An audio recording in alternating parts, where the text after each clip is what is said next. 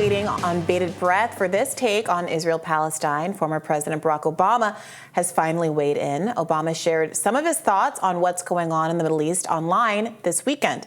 He said in his statement, quote, Israel has a right to defend its citizens against such wanton violence. But even as we support Israel, we should also be clear that how Israel prosecutes this fight against Hamas matters. It matters that Israel's military strategy abides by international law, including those laws that seek to avoid, to every extent possible, the death or suffering of civilian populations. The statement continued, it means recognizing that Israel has every right to exist, that the Jewish people have claim to a secure homeland where they have ancient historical roots. Palestinians have also lived in disputed territories for generations, that many of them were not only displaced when Israel was formed, but continue to be forcibly displaced by a settler movement that too often has received support from the Israeli government. Tacitly, I would add, from the U.S. government, yes, given that we fund it, which is the area of concern for a former head of state should be, again, what does the U.S. have to do with the situation? I mean, I don't particularly object to most of what he said there. Again, I think it is fairly straightforward that Israel can and would and should do something to respond to the Hamas terrorist attack, but that limiting or hopefully to none, but limiting civilian casualties and abiding by international humanitarian standards, goals that Israel is frankly obviously falling short of. And I've been glad to see even some conservatives in the wake of the terrible deaths of former Republican Representative Justin Amash's family members in Palestine at that church. I was seeing Charlie Kirk pointing out, for instance, head of Turning Point, well-known conservative commentator, saying that he was not satisfied at all so far with Israel's explanation for how this supposedly incidental strike on the church, that they were actually targeting Hamas grounds near the church, and part of it collapsed a wall of the church, leading to these 16 or 18 or 20 deaths so far that we know of. It's not enough for the IDF to just say, oh, oops, we're looking into it. This was a place where Palestinian Christians were hiding out. Obviously, I don't want to manifest the view that one group of civilians is any more or less deserving of sympathy than any other. But I was glad to see a little some concern there. Yeah, I mean, what we already know is that in the first week, Israeli strikes killed, 30 kids who went to UN schools. So again, it's really terrible to have to frame it this way. But even to the extent that you buy into the kind of propaganda that Palestinians are barbarians and they don't deserve X, Y, and Z, now we're talking about all these foreign aid workers, including a bunch of the adults as well that were killed. I believe the number was 11. Mental health practitioners. I don't think anyone, I'm sure someone's saying, it's not that Palestinians are barbarian, that the terrorist group is barbaric and their actions are barbaric. I interviewed a former IDF soldier whose grandfather signed the Israeli Declaration of Independence about how he grew up in Israel on my show last week, what kind of narratives that he was taught. He said he didn't even hear the word Palestine or Palestinian until he was an older teenager, that they refer to them exclusively as Arabs, and that there is an effort that he experienced, this is his personal story, so this is only from his perspective, to dehumanize the population as a whole.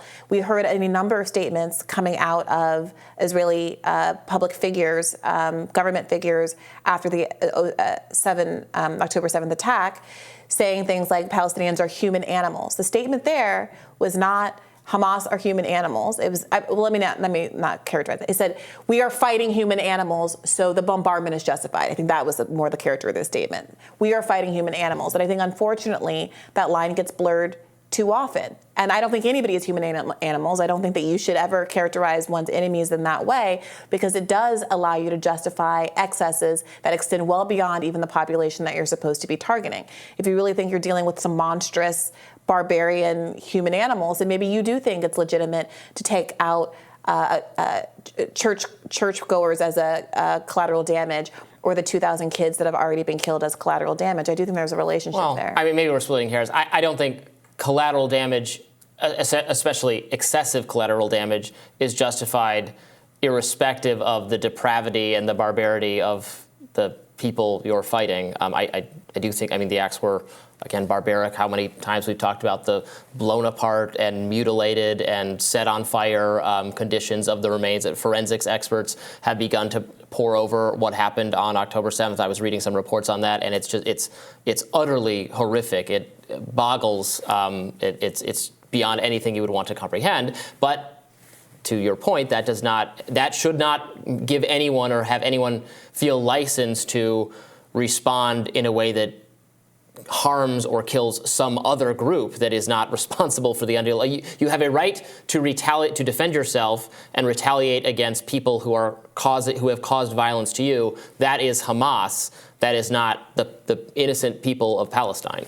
And I think a lot of people would describe the IDF's actions against the innocent people of Palestine as barbaric, and they would also describe the collective punishment against the people of Gaza, specifically turning off power that is used to keep incubators going and cutting off medical supplies that are keeping kids with cancer on their treatment course, and cutting off power and internet service so that people can't charge their phones and show the world the atrocities that they're experiencing, and very notably atrocities that they have been experiencing for decades long before the events of October 7th. And it is notable, I think, to many, many of us that the word barbarism is not used to describe those actions, or even the imagery of Justin Amash's second cousin George, a baby being lifted from the rubble of an IDF attack. But this issue of collective punishment, I think, is really front and center, because what Barack Obama is saying here is a kind of a contradiction. He's saying, well, Israel has a right to defend itself, but that statement is a big placeholder with no specifics about what that means. Well, he said Israel has the right to defend its citizens. Okay. And the second part of that is, of course, it has to follow international law. Now, of course, it is not following international law, which is something that Mark Lamont Hill, really interestingly, actually was able to get a former Israeli deputy foreign minister on the tight ropes about just last week when he did an interview. We have a clip of that we're going to show here. Did Mark Lamont Hill basically get this guy to admit that what Israel is doing is collective punishment and a violation of the rules that Barack Obama is kind of saying on the abstract should be followed, but quite evidently, I think, are not. Let's take a look. Secretary General of the UN, Antonio Guterres, said that he was deeply distressed by Israel's announcement of a siege on the Gaza Strip. He said that the humanitarian situation, quote, will only deteriorate exponentially, and that crucial life-saving supplies, including fuel, food, and water, must be allowed into Gaza. So the UN is saying you must do this. You are saying you're not going to do this. How do you? No, we're not saying that. He's saying do it. He's saying doing it immediately. What I'm saying is what you're doing. No. He's saying doing it immediately. I got you. I'll tell you exactly what we're saying. I'm saying we will do everything for the Gazan people. Once and now, we demand immediate surrender, unconditional surrender of Hamas. If Hamas people come out with their hands up and clear their weapons, believe me, everything will be restored to Gaza. It is Hamas in Hamas' hands. Now I understand. Thank you. So this is teeing up the issue of collective punishment. As a reminder, collective punishment is defined as a war crime that is prohibited by the Geneva Conventions, and it is when you use threat to an entire population, for example, denying them water, food, access, medical supplies, et cetera, to punish a minority or a handful of people or a group within that larger population. In this case, obviously, we're talking about the 2.3 million people that live in Gaza. We have the conclusion of this back and forth up for you now.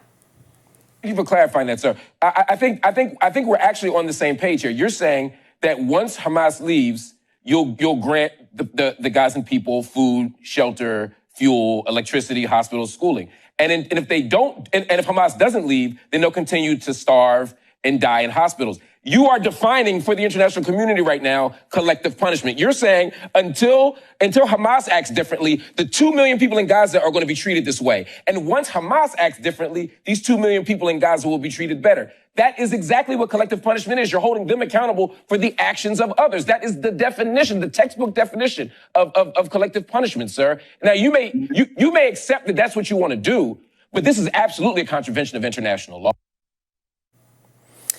So that went super viral because it did seem really plain on its face, and I think that happened within the first week or so. What you seem to be skeptical. I don't necessarily agree that constitutes collective punishment. Saying taking action to affirmatively attack the innocent people because they haven't done something about Hamas will be collective punishment. But like, are we? I mean, giving resources. Like, is the U.S. collectively punishing Ukraine if it decides to hold, or the Ukrainian people if it would finally decide, as I think that it should, to not give them any more military resources? I mean, the aid is other people's stuff. Israel is able to turn off the power of Gaza because Gaza is an open-air prison that is under occupation by Israel, which is also a violation of international law. So it's more, as the analogy would be, am I allowed, if I am the owner of a prison? We're talking about supplies entering Gaza, fuel, food, all water, all those kinds of things. It was able to cut off its energy and its water supply because it occupies Gaza and has complete control. It is not a sovereign nation that is allowed to have self-determination. That is what the Palestinian people are fighting for when they say they want liberation in the first instance. So they are only in this position because they're already being oppressed by Israel. And now it's more akin to if you owned a prison and to quash, there was a hostage situation where one prisoner had taken another prisoner hostage, and you say, I'm going to cut off all water to the prison. I'm going to cut off all power to the prison. I'm going to let whatever hospital people are being hospitalized and treated in the prison die, except it's not even that situation, because you could at least argue that people in prison did something to be put there. I believe in rights for prisoners and that they should be treated humanely via the, whatever the Eighth Amendment requires. But the people in Gaza did not do anything wrong. Some Hamas people did something in violation of international law and attacking on October 7th and killing all of those civilians. But the people of Gaza are now being squeezed and denied. I mean, these are real world implications. There are hospitals. I saw recently just saw this morning that a child around 8 years old who had been receiving chemo treatment at a hospital, who was very concerned about not being able to finish his cancer treatment because of the lack of supplies that, again, was dubious even before the events of October 7th, has been killed in a bombing. This is the scenario that people in Gaza are living under, through no fault of their own, a pre-existing occupation. This is, I think, why Israel is really struggling in the public perception, because it's being framed right now by Israel as that they are the kind of the David and the Goliath scenario, when by every metric in terms of their dominion over Gaza, their national power, their ability to strike and do whatever they want to the citizens of Gaza, it's a very unequal playing field. And even if you allow, as Barack Obama seems to be allowing, that there's some kind of eye for eye that's allowed because of October 7th, the proportionality is now so at askew, with the 1,400 killed on October 7th, Israelis, and now the 5,000 Palestinians killed, that most people of conscience are no longer willing to let this go on indefinitely. Well, that's if you view it as an eye for an eye situation, which I think is wrong to view it that way. That when enough Palestinians have died to cancel out and then some the Israeli deaths, we'll have justice. I don't think that is a tenable position or a moral philosophy. It's the question is about what actions can and should Israel take to eliminate the terrorist organization that attacked it. And is there any articulation of how it is that bombing civilians, the Israelis will argue that Hamas is underground in tunnels. If Hamas is underground in tunnels, who are you bombing? What are you striking when you are hitting a church or hitting humanitarian aid workers, well, I mean, or bombing a refugee They say camp? They did not target the church on purpose and hit it incidentally. They didn't mean to, but oops. They hit a church and they killed a bunch of former congresspersons' relatives and a bunch of other innocents. Well, yeah, but you just said that they targeted the church. I did not use the word targeted. I said they hit a church. I said they hit. I did not say the word targeted.